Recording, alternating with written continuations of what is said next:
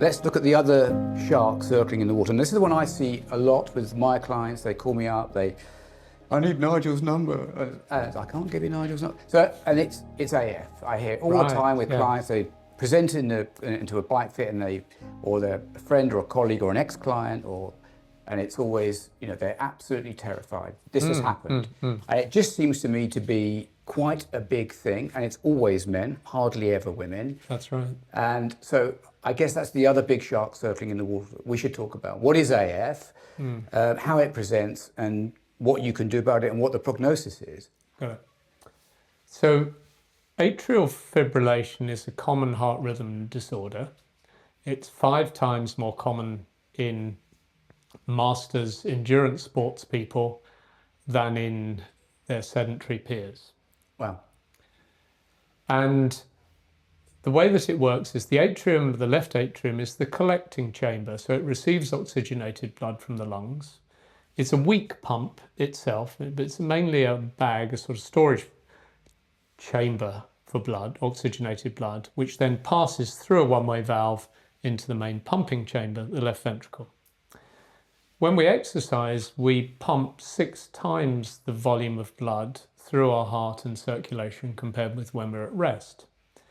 So if you're getting a 6-fold increase in pumped volume, half of that 6-fold increase is due to an increase in the heart rate. Let's say you go from 50 to 150. Yeah.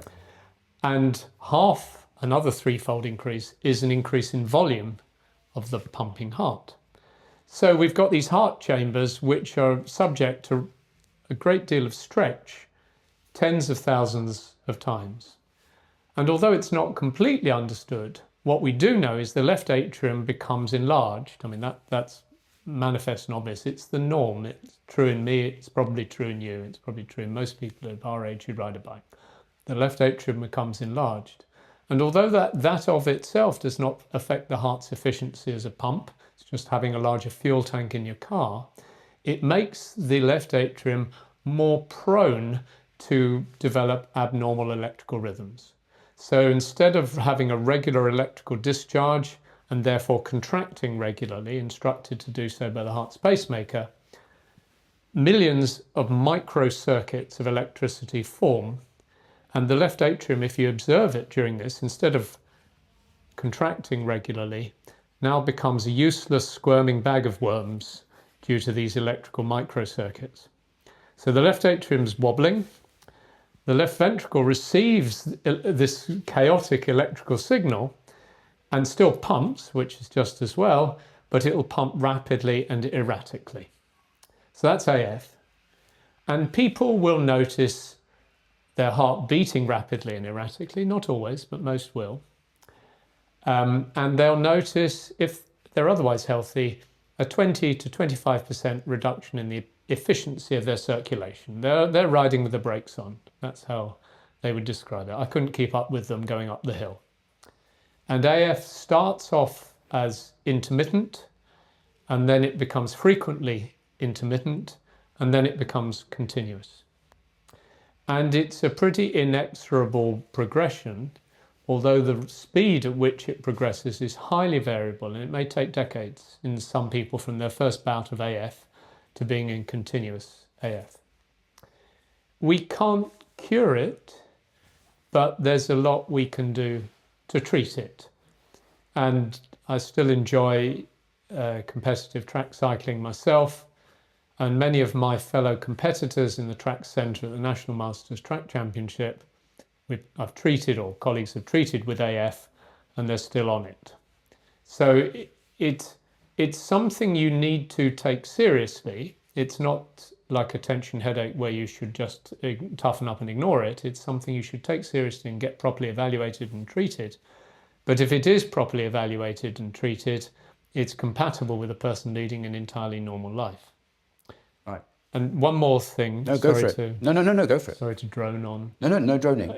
That's about as elegant an explanation of AF as I've ever heard, and I've heard a lot of it. Seriously, Well, there we are. But the one reason that it's important, even if we're not thinking about its adverse effects on performance, etc., is that some people with AF can form blood clots within the left atrium while it's enlarged and wobbling, and the blood clot can fly off and it can cause harm. And just the other day, I saw a person and he consulted me with what he thought was AF, and I think he was right. And he said, and by the way, I can't work my left leg properly. And I thought he had quite a well-known thing in cyclists, the iliac artery endofibrosis, which is due to repeated flex in the pelvis. This is a separate podcast. Separate, I won't go into It's a good one. It's a good one. I got it wrong. I thought he had that. What he actually had was blood clots forming in the heart and flying off down the arteries of his leg. Wow. So it's quite an impactful illustration of why it's worthwhile taking AF seriously and treating it. But also, for the person who's terrified and frightened, and I refer lots of them to you, they don't need to be worried immediately they're going to drop dead. Not at all. No. It's not a I've got to admit you now diagnosis. Yeah. You need to do a few things to exclude specific reasons for AF. An overactive thyroid gland can manifest as AF. You have to evaluate the heart with an ultrasound to make sure that it's otherwise structurally normal. This isn't an outward sign of a whole lot of other things going on in the heart. And you need to do some electrical recordings of the heart to confirm the diagnosis. Because although AF is the commonest diagnosis in people who turn up with intermittent disorders of heart rhythm, it's not the only one. So you need to tie it down, and you need to do this in a structured program with the person as an outpatient. And then you can make a evaluation and make a decision about two things. Should you give blood thinners to prevent the blood clot issue? And that isn't true for everyone. And should you use drugs to suppress the AF, and if so, which?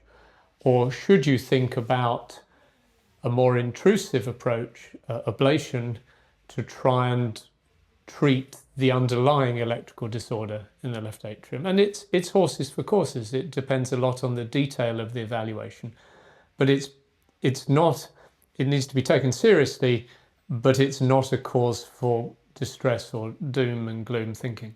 So if I presented with AF, I would be hoping that you told me, Phil, we're going to perform an ablation, because I just like the idea of going in and you're going to burn these errant cells away, and I can walk out there and continue. But that... Yes, so I think, to the hammer, everything looks like a nail. And so if you're an ablation enthusiast, everyone with AF looks like a candidate for treatment. Fine.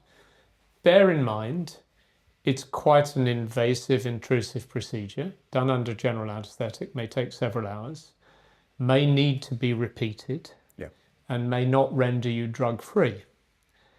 It's a technology in evolution, and in the next 5 years, it may be able to be accomplished more quickly with more of a guarantee of success on the first treatment.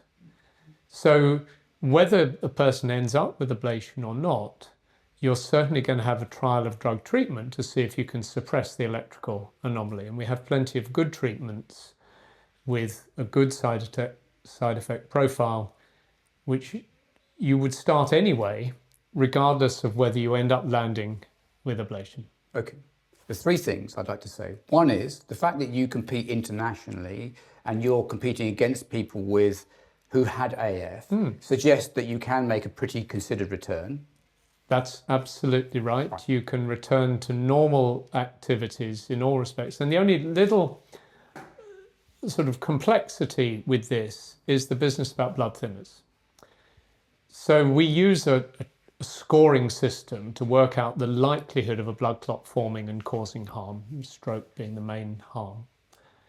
And if you're a male under 60, you have and an otherwise healthy heart and nothing else going on, you have a relatively low likelihood.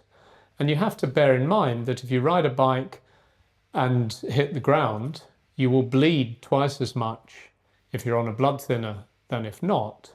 And so it's a bit of a more complicated calculus. Fine. Good. So two things also. One is this seems to be a much lower incidence in women midlife athletes. That's right.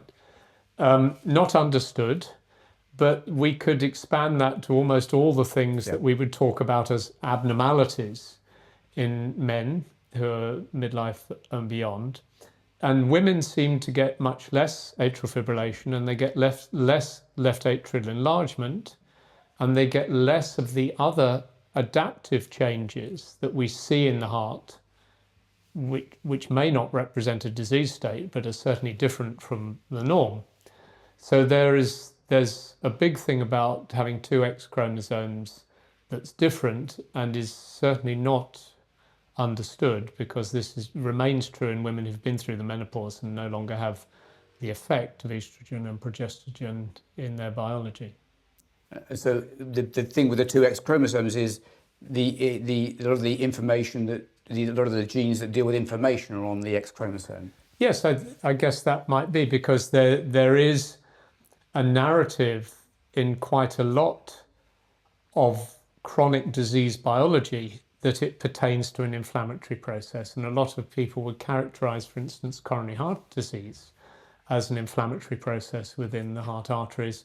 And there's a huge amount of interest. We may want to just talk about this, according to your preference, around the interaction between the fat that surrounds the left atrium and the left atrium itself in initiating this abnormality in the AF. This is a burgeoning area of medical clinical research at the moment. And the third thing, so one of the things I want to say is that when we're training and we're getting fitter, the actual structural changes we're having in our bodies, we have fluid changes and we have all kinds of changes going on, mitochondrial density increasing, but one of the changes that we're looking for, we're trying to embed like layers of sediment, is structural changes in the heart. Yes. So, well, and the broader question about whether they represent abnormality or not. Yeah. And I think what we might say is, for the common or garden club man or woman, the changes are subtle rather than gross, and it seems quite implausible that they represent a disease state, because I think you quoted me when we talked about this before about, well, where are the bodies if this is such a big problem? I think that there is a much more tricky question about people who are genetically blessed, who get much more extreme adaptations. So I don't think it's betraying any secrets to talk about Miguel Indurain, who had a cor bovinum, as they'd say in ancient Rome. He had the heart of an ox, huge, muscular, huge in volume, representing an extreme. He could cycle up the hill more quickly than anyone. He could time trial more quickly than anyone. And that was because his genes blessed him with an extreme adaptive potential. And we don't know. I've been involved in helping to think about detraining of very blessed athletes who've had marked adaptive changes. And the other thing that's maybe worthwhile saying in all this, I mean, this doesn't really pertain to masters athletes, but black athletes, meaning African Caribbean heritage athletes, have all sorts of difference between themselves and the white or Asian populations, and those differences are more marked in athletes than in sedentary people. So just to quote one example, if we're thinking about an enlarged heart, as a cardiologist, generally we're sort of comfortable if the volume of the heart is enlarged, matching the increase in the muscularity of the heart. So it's more muscular, but it's bigger. Right. Like Indurain. There's a ratio. Yes, the ratios remain constant. They're just the whole thing's bigger. Yeah. Whereas you see with black athletes, particularly black sprint, power and strength athletes, is the muscularity massively bigger than in other groups, the volume not so. And if you're a cardiologist and you were shown the ultrasound and not told anything else, you would, whoa, I don't like the look of that. Right. My colleague Sanjay Sharma, who's medical officer for the London Marathon and a real expert in our field, has made in part, his reputation by exploring this difference and what it really means for the long-term health of black athletes.